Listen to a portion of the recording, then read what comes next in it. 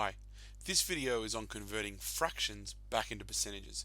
By the end of this video, you should be able to take certain fractions and change them into percentages. So let's take a look. If a fraction's out of 100, it's really easy to turn it into a percentage. Let's take a whole look at a whole bunch. All of these fractions are out of 100.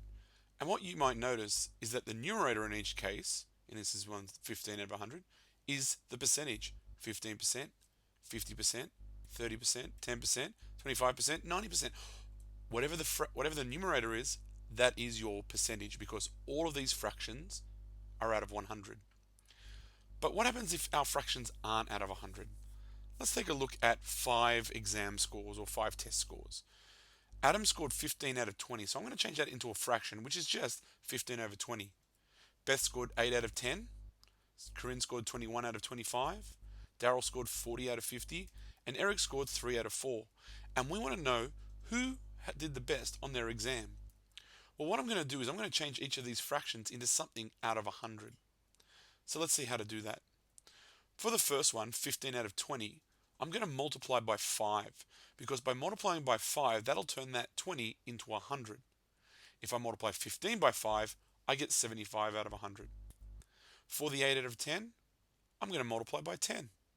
This is going to give me 80 out of 100. Notice how my denominator is 100. For 21 out of 25, I'm going to multiply by 4, and that'll turn it into 84 out of 100.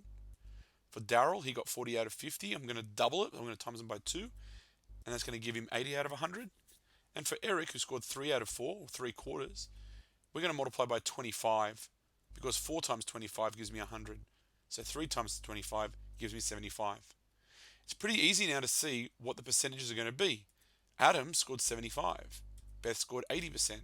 Corinne scored 84%. Daryl scored 80%. And Eric scored 75%. It's a lot easier to compare percentages than it is to compare fractions.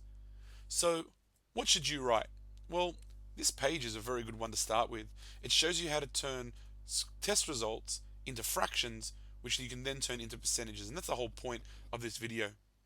You should also write out this table. I haven't gone through it much in this video, but this is a table of common percentages. A half, a third, a quarter, a fifth, an eighth, 2/3, and 3/4. You should know what those are as percentages without even having to work them out.